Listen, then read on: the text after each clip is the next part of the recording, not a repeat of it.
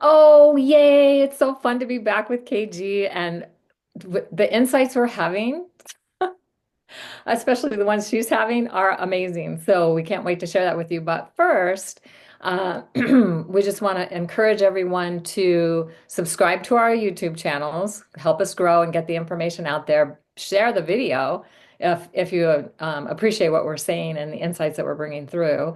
And be sure to stay to the end of this video because we're going to share some visuals actually, of visions that people shared with us around an earlier video we did of what the new Earth could look like, what the new world could look like. And I think that was everything. Yeah, it was really inspired by the heartfelt visions that were shared. You asked, we called for people to share their visions for a new Earth, what that would look and feel like. So it was really inspired from that. Yeah, Just took a while to beautiful. get it up. Yeah. Well, it takes the time it takes, right? So yeah, so be sure to stay for that. Check out the show notes for additional links and insights and where to go to subscribe to KG's channel and subscribe to my channel. If you're watching this on my channel, if you're watching on KG's channel, you can find out where to subscribe to my channel by going to the show notes. So we'll have all that there for you. And oh my gosh, we are coming into it's like this whole year has been off the charts amazing.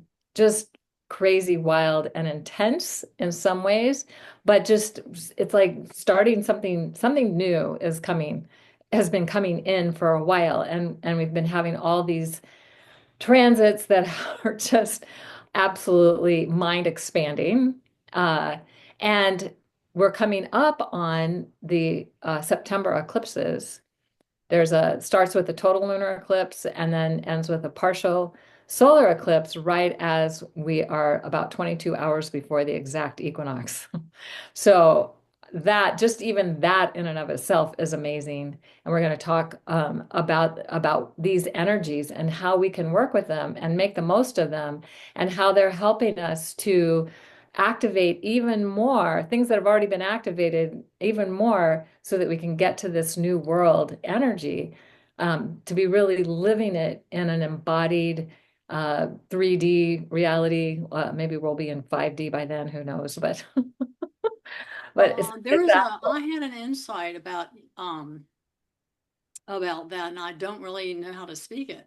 But that, we're still 3D, but we're operating from fifth dimension. I think other people have talked about that too. Yeah. I mean, It's we not still like have the going to 3D be, reality we're going to physically be in 3D form, but we'll be operating from a fifth dimensional plane. with fifth 5D consciousness. Yeah, exactly. Yeah. I Exactly. love that. So it's a unity consciousness. Yeah. I think one of the insights that I was sharing with Cayelin was that I got to download this transmission this week about how we've reached the extremes and there's going to be a collapse into the unified field, the 0 point field. So, and I think this eclipse that we're on is really helping. The polarity is between the 6th Virgo house and the 12th Pisces house. And so this is an axis that joins the conscious and unconscious minds, the axis of mindset and service from both a worldly level and from more spiritually evolved level. I love that. That's beautiful. So, I can share. Do you want me to share my screen so we can look at? Yes. And also, one of the things we want to talk about is how this is affecting the U.S. chart. And it's interesting because I've been seeing things that like there's a lot going on in the U.S. And we've talked about that before in previous videos, some of the things that are happening and the changes in the evolution or that it sometimes feels like devolution. That's going on, but it's for the purposes of It's a moving in from spiral, so that's why it feels like a devolution. It's like you're going back, but you're not. You're really spiraling up. coming up to a higher octave of, yeah, I agree. And so the US is it seems like in a way, uh because it's such a big player on the world stage, and as is China, and they've got similar things going on. So, in terms of economics and how people are feeling about the life and all of that, they're so similar. And so our opportunity is, I think, when we look at the U.S. chart, it can help give us some insights and understanding about how people around the world are being affected by what's happening here as it ripples out into the rest of the world. So anyway, that we're going to look at that. So let me just pull this up and go to okay. So here we go. So on September 7th, we have the total lunar eclipse, and it's not going to be visible in the US. It's going to be more in other places in the world. It is the longest total eclipse, lunar eclipse, and since 2022. It's lasting for like an hour and 57 minutes, or it's almost 2 hour eclipse from start to finish. And then I mean, 5 hours and 27 minutes. And then the actual length of the eclipse totality is an hour and 22 minutes, meaning that the Earth's shadow on the face of the moon is for over an hour. It's an hour and 22 minutes, I think. And for people that get to see it, that's pretty cool. And the uh, the Earth so it's just keeping in mind in a total lunar eclipse, we're looking at our own shadow. So the Earth is between the sun and the moon. It's a full moon. It's a sun and moon opposition, but the Earth comes between them and they line up in this perfect line. And it creates I like the description of the tumblers in a combination lock coming all together so that there's this thing that happens and that we can witness and be witness to. So these are some of the energies that are present for us in this eclipse on September 7th, and how this is affecting the US chart. So with the moon at 15 Pisces, pretty much exactly on the USA Sedna, and very near Ceres as well. Of course, Neptune is still on the IC of the USA chart. And the actually, I didn't do it from the moon's perspective. I did it from the sun's perspective. But this whole thing is squaring the ascendant descendant within 3 degrees of the ascendant descendant of the US chart. And Jupiter is still in the process of catching up to Mercury. It's already crossed Venus and Jupiter and the Sun. I think it comes back to about 17 degrees when it retrogrades back. So it's done with that part of the chart. And then Pallas Athena, this one really kind of blows my mind. Pallas Athena is with the South Node, and of course Pluto's coming up to the South Node of the U.S. chart eventually, and so this is suggesting that some things of the past. How are we coming to terms with things of the past, especially from the perspective of the divine feminine, Pallas Athena being the feminine wisdom, the warrior energy. So what's going on with all of that?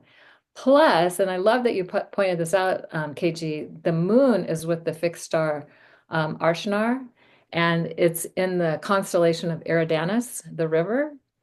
And it means, Achenar means river's end. So it's the very end of the river.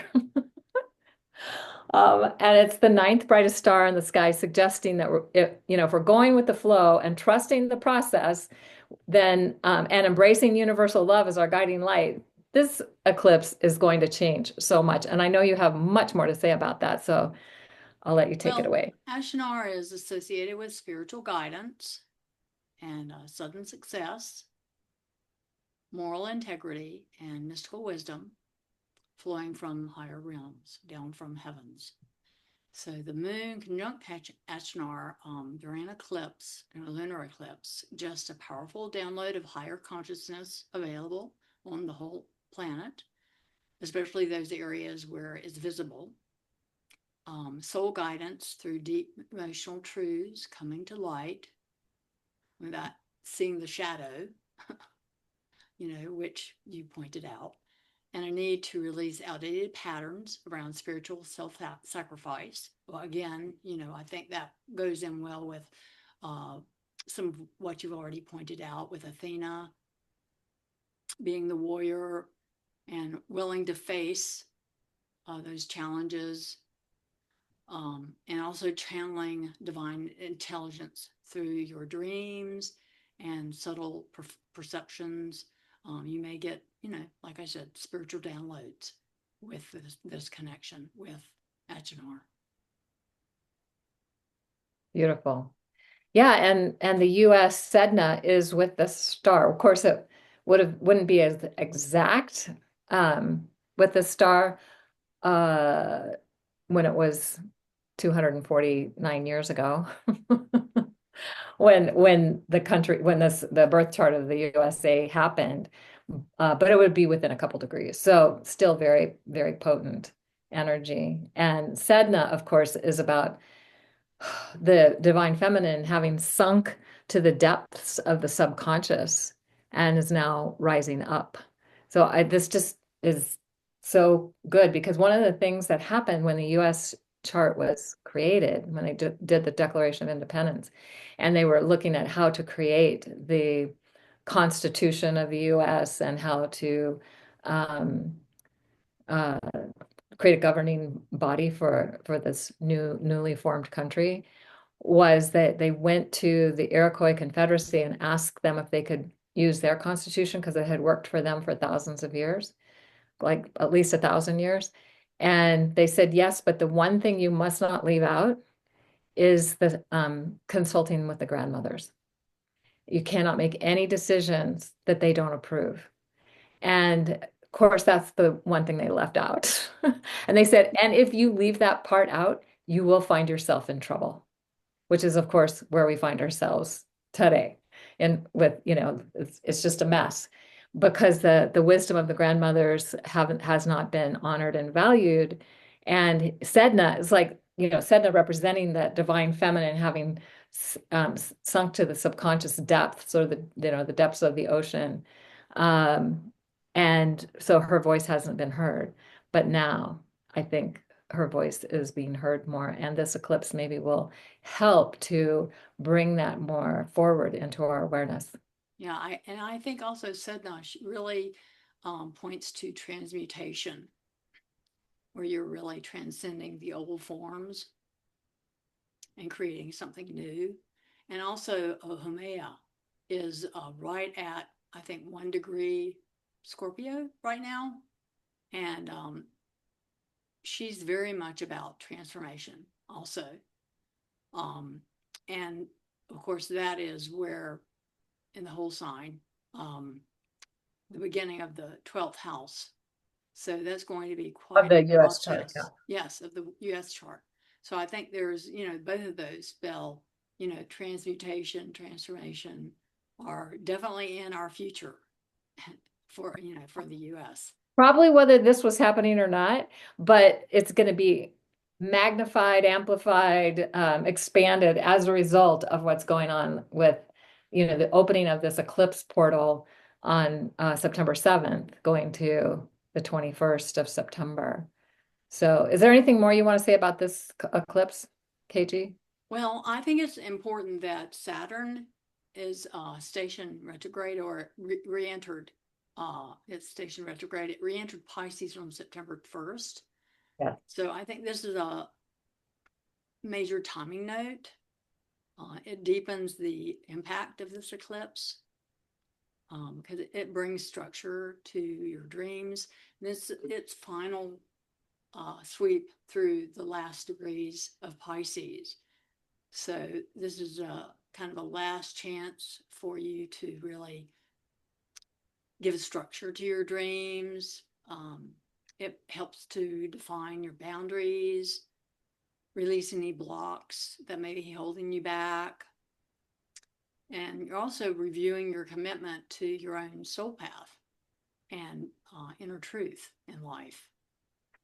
And so it's a period of redefining what matters most to you, and embracing spiritual discipline and discerning illusions from intuitive knowing. I think right now we have a chance to have more of a sense of intuitive knowing and clarity through all the confusion. There's been a lot of confusion that has been brought up with Neptune and Pisces. And I feel like Saturn gives the opportunity to really turn that into intuitive wisdom. Beautiful. I love that. And just to note too that this is a north node eclipse. So the Yes. moon with the north node and the north node having to do with destiny and how we're moving towards our destiny.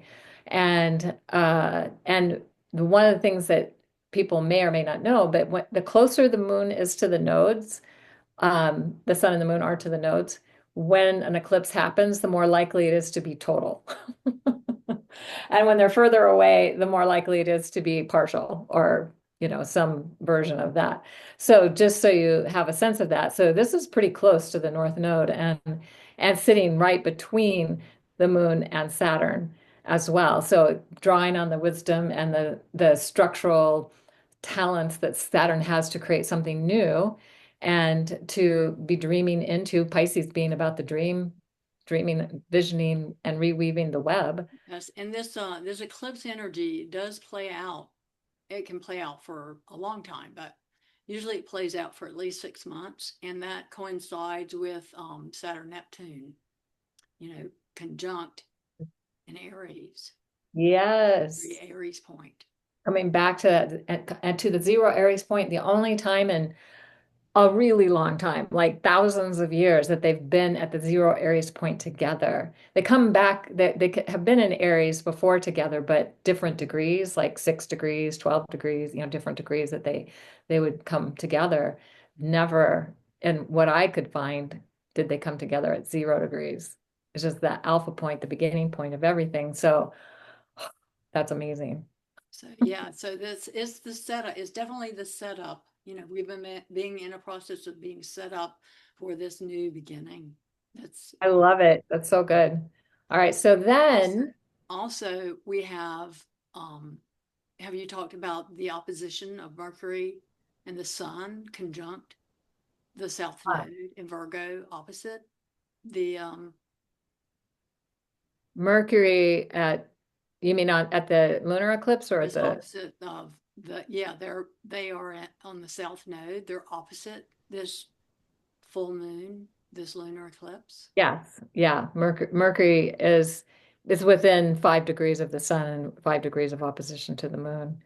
And yeah, South Node. So what insights, information, creative expression coming from the past is being illuminated in this eclipse? Did you Yes, have any? yes. And again, it's that need to integrate the intellect and the emotions. I feel like that's, Yeah. one of the big themes of this particular eclipse, or Yeah. this whole eclipse, both the lunar and the solar eclipse. Yeah. If we think about too, the ascendant descendant line being squared by the moon and the sun at the eclipse, um, within 3 degrees, it's pretty close. The how we see ourselves and how we relate to others. I like to think of the ascendant as personal identity and the descendant as relations. So how we are having a relationship with ourselves, and then the descendant is how we're having a relationship with others. So that is very interesting for us to look at from a collective perspective around the USA chart. Um, and see to be able to look at how can we, I mean, I'd like to see that could create a better relationship. Like we're all on the same planet, right? Like it's like we're all in the same boat. And if somebody's trying to row the other direction than the direction that everybody else is rowing, it just creates a lot of disruption and might tip over the boat. So it's like, how are we going to get on the same page? How are we going to get to a place where Yes. everyone's respecting each other, loving each other, caring about each other, caring about the planet, and working together for a sense of a higher expression of what it is possible for us to be, recognizing that we're all one. We're all, that unity consciousness that you spoke about, KG. I Yeah, love we're all that. in this together. Yeah. Also, we have the trine of Jupiter and Cancer to this solar eclipse. I think that adds blessings, great blessings. It Yeah. helps to expand the emotions so we can be more in touch with the emotions Yes. in a healthy way. Yeah. And Jupiter's getting ready to cross the US Mercury as well. So it's close and already creating an expansion around that. So how are we perceiving things? What's the expansion that's happening around how we're perceiving things? And Cancer being, how do we create safe space for everyone? How do we create a way for us to all be safe um, in this world and to feel valued and accepted and supported? At least that's what the way I like to look at it. And how are we communicating with others? Yeah, exactly. In ways that it's not shaming, blaming, and complaining. It's more nurturing. It's nurturing, it's loving, it's kind. Yes. Yeah, I love that. So, is there anything else we need to say Yeah, about that? we have that square to Uranus and Sedna in Gemini. Uh, the you mean um the transiting Uranus and Sedna? Well, this the uh we have the square between that Gemini, the Uranus, and Sedna are square to both Aries, the Neptune, and Saturn. So that's going on. Hmm. Isn't it more like a sextile between them? Not, let's see. It looks like a sextile to me, like they're 60 degrees apart, fire to air. Um, Well, we're going to talk more too about this grand trine Maybe thing. I'm mixing that up with what's happening at the Virgo. Maybe. Anyway, let's look at the Anyway, next one. let's go on. Yeah. So the partial solar eclipse on September 21st, um, and it's at 29 degrees of Virgo. So, in 5 minutes, and there's 60 minutes in a degree. So it's almost the equinox 0 degree point. And like I mentioned earlier, 22 hours later, it's going to be at the 0 degrees Libra point. And so this is connected to a star called Markeb that's in the constellation of Argo, the ship. Argo, some if you know Greek mythology, Jason and the Argonauts, they went on the ship Argo. The Argonauts were the ones that travel on the ship Argo to get the golden fleece. And so the symbol of this sun of this star is it's so associated with the symbolic journey of life, sailing, going somewhere, journeying somewhere, taking a trip somewhere, and implies freedom of movement to search for the new and channeling energy that is confident and purposeful. So these are this at this new moon, what a great energy to also have connected to this time as well. And do you want to say more about that? Yes, I had a bunch of stuff that I looked up on Markeb. I'm trying to find.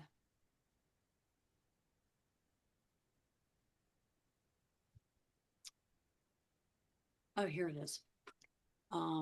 Yeah, from what I researched, I found out that it's really has a lot to do with being focused and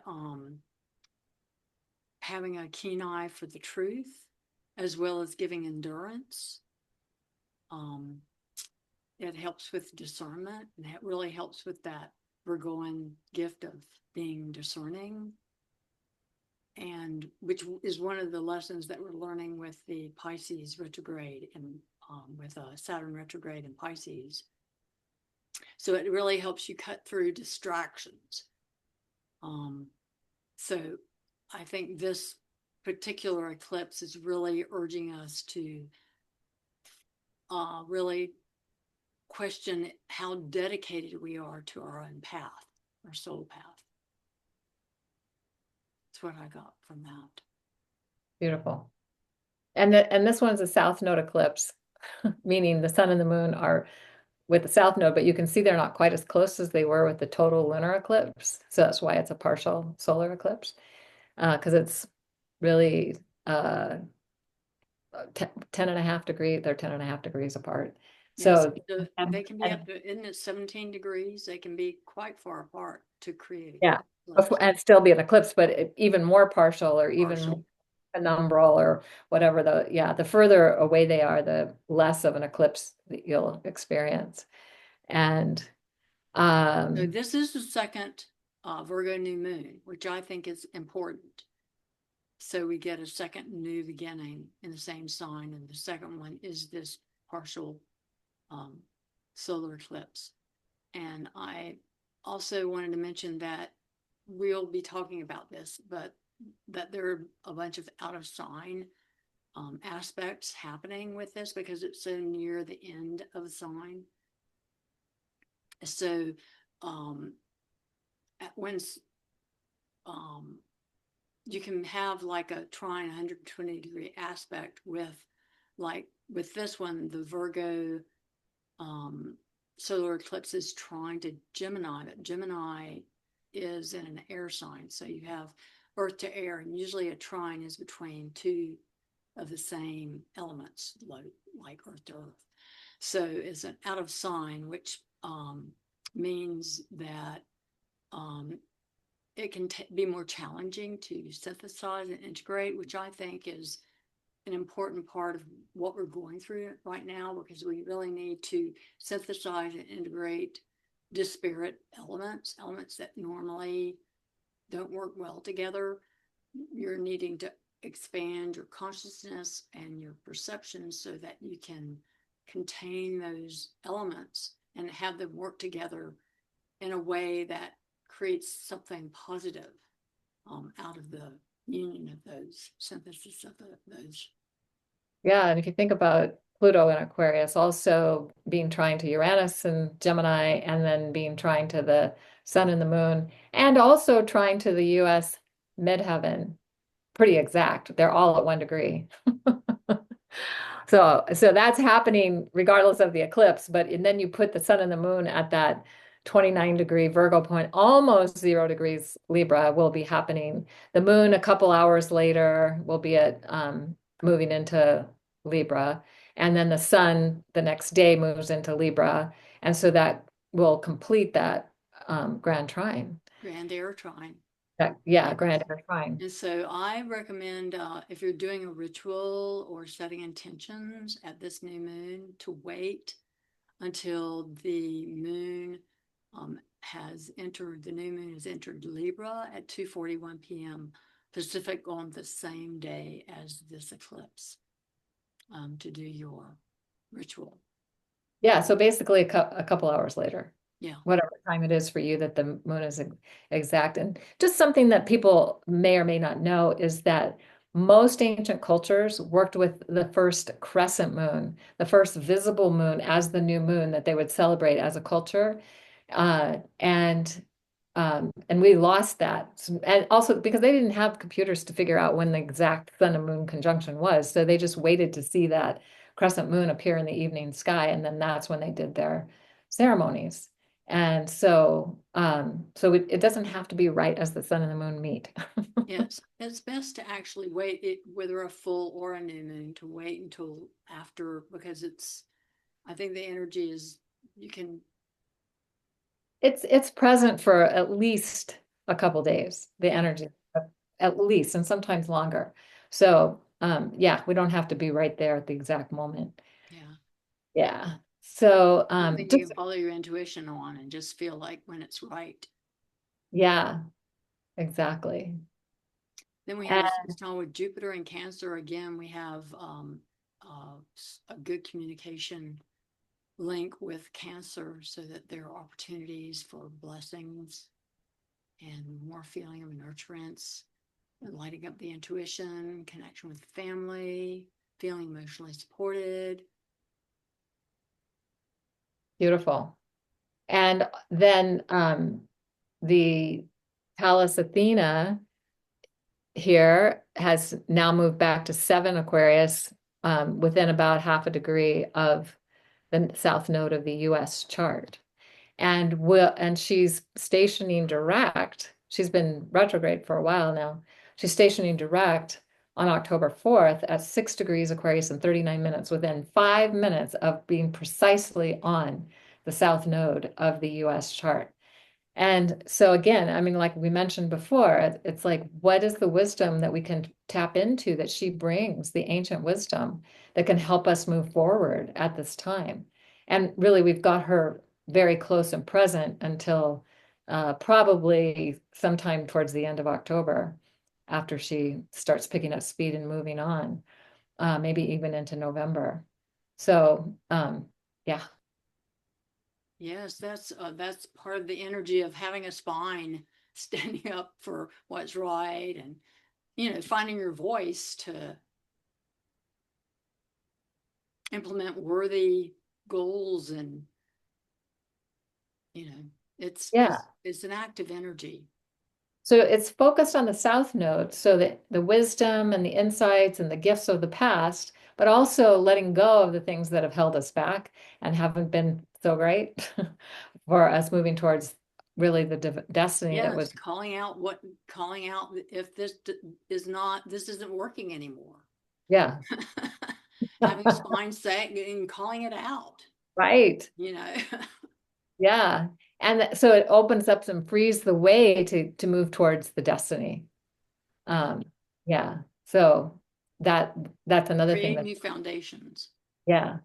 Exactly. So with a solar eclipse, what we see is there's the Earth is looking out at the sun, and then the moon kind of moves between the sun and the Earth, and so you see the shadow of the moon on the face of the sun and during a solar eclipse. And if it's a total solar eclipse, day turns to night. It's like so amazing. If it's partial, you can see just a little bit of the moon covering the sun. But in any case, it is a amplification and activation of the energies that are present Yes. at that time. Yes. And if we think about Virgo being an energy that is, how do we honor all life as sacred? How do we honor the earth as sacred? How do we honor all life? How are we in a sacred relationship with all of life, with ourselves first, ideally, and then with each other and with all life. So that's something that's being amplified as well at this time. And then it does an opposition with Saturn in Pisces and out of sign opposition to Neptune.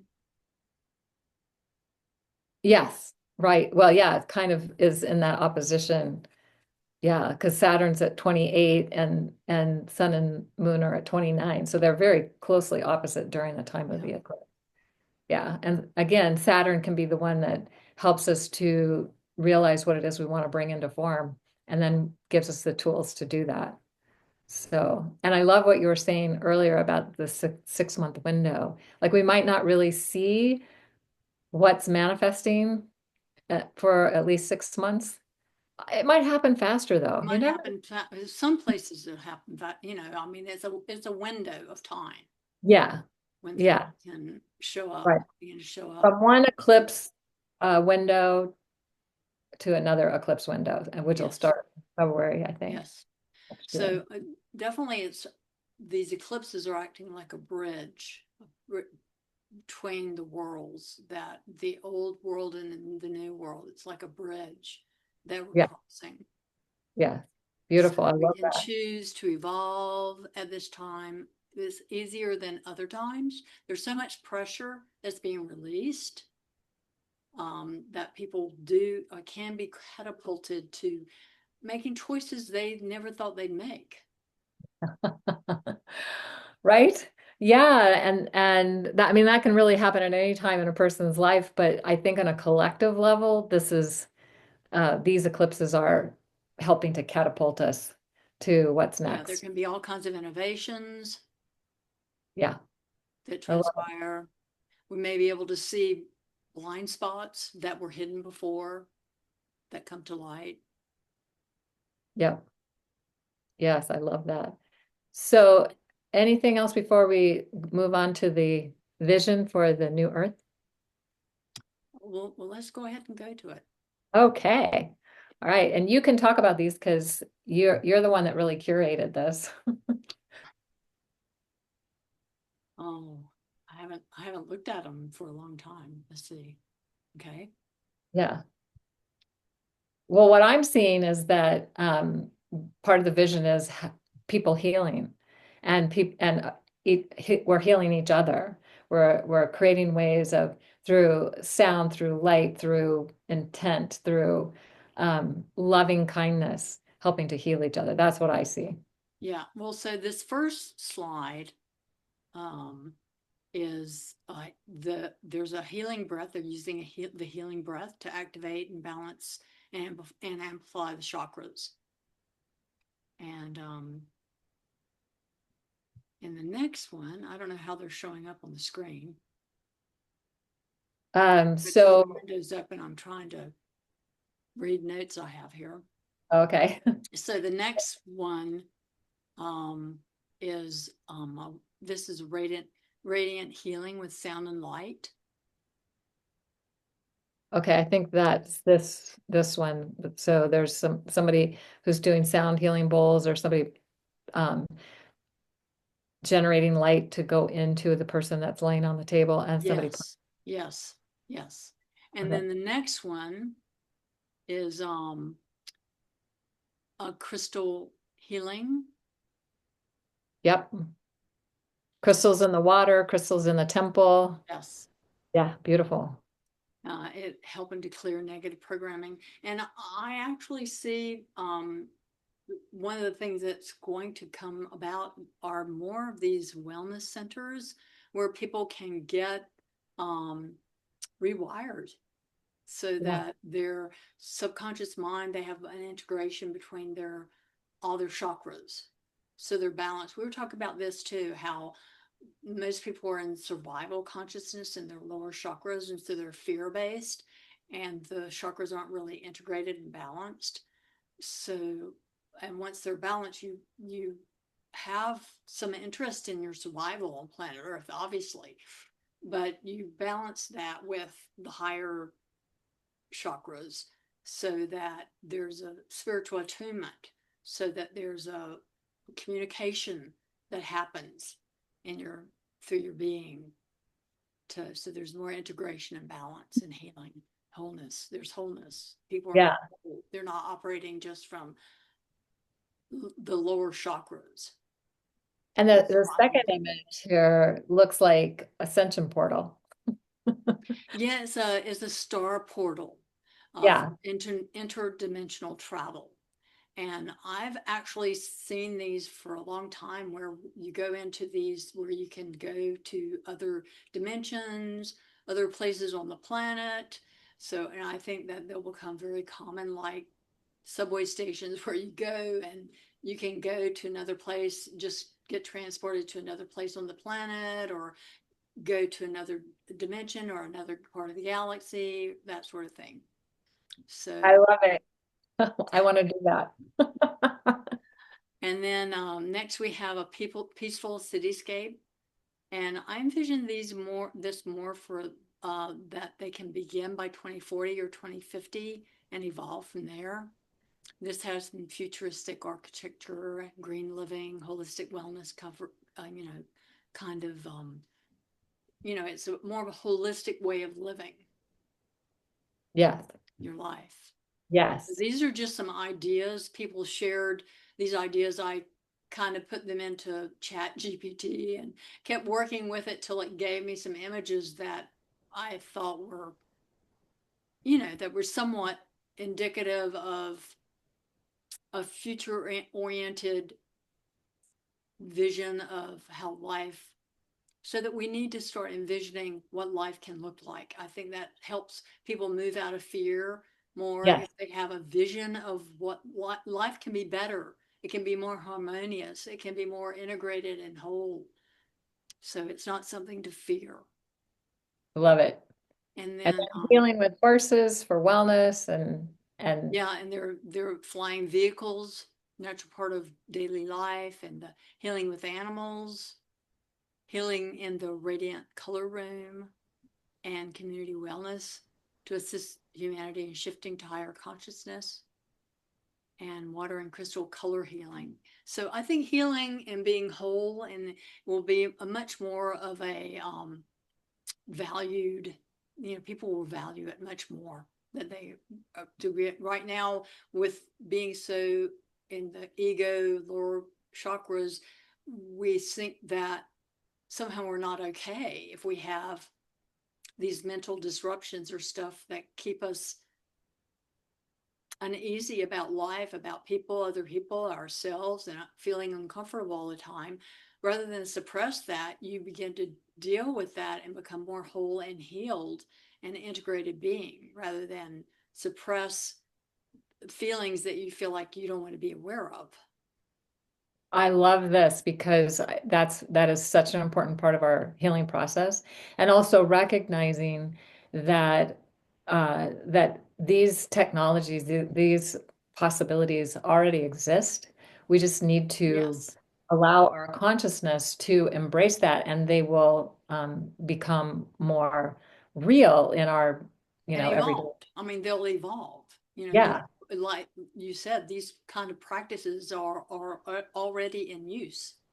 yeah, beautiful. So So, so So hopefully this is inspiring to those who are seeing it, and that we can begin to dream into this all together, and that we recognize that we're all one, we're all the same, we're not separate, we're not different. And that we're opening a portal to accelerate that possibility and to accelerate the healing that's also possible. Because if you think about Pisces wants to help and heal. Um, but it can, but sometimes it's like it's not its job. It's just to be present with whatever is happening in the moment, and that can be the healing thing that happens. Um, it's not about doing something. yeah, I like that idea of collective dreaming and collective healing. Yes, yes, yeah, and to And heal that will all. definitely come on more as Pluto moves through Aquarius. Yeah, That whole, seeing our commonality, working together in collectives and cooperatives and as a community of people on the planet. yeah, beautiful. That's Yeah. So this is so exciting, and hopefully you will all join with us in dreaming into these possibilities, so that we are collectively dreaming, and that, the dream energy is so connected to Pisces. The bringing it into sacred form is so connected to Virgo, and of course some of the other things we talked about, like Saturn being in Pisces as well. So the time is now. yes. Yeah. So any last words to before we No, wrap up? that was a great way of summarizing what this eclipse portal is all about for us as humanity. That, that's happening. Everybody needs to get behind the new, creating these new visions for the world we want. Yes. Yes, if we're not gonna do that, then we might not get it. So we need to do that. The world is as you dream it. Uh, John Perkins wrote a book called The World is As You Dream It, and that was something he was taught by some elder shaman people in Peru, and they said we need to start dreaming a new world because the one we've dreamed is not a good one. So this is the time to begin dreaming the new dream of a new world that we want to live in. We can do So it. we can do it. Yay. So thanks everyone, and we'll see you next time. Okay. Thank you so much. Bye.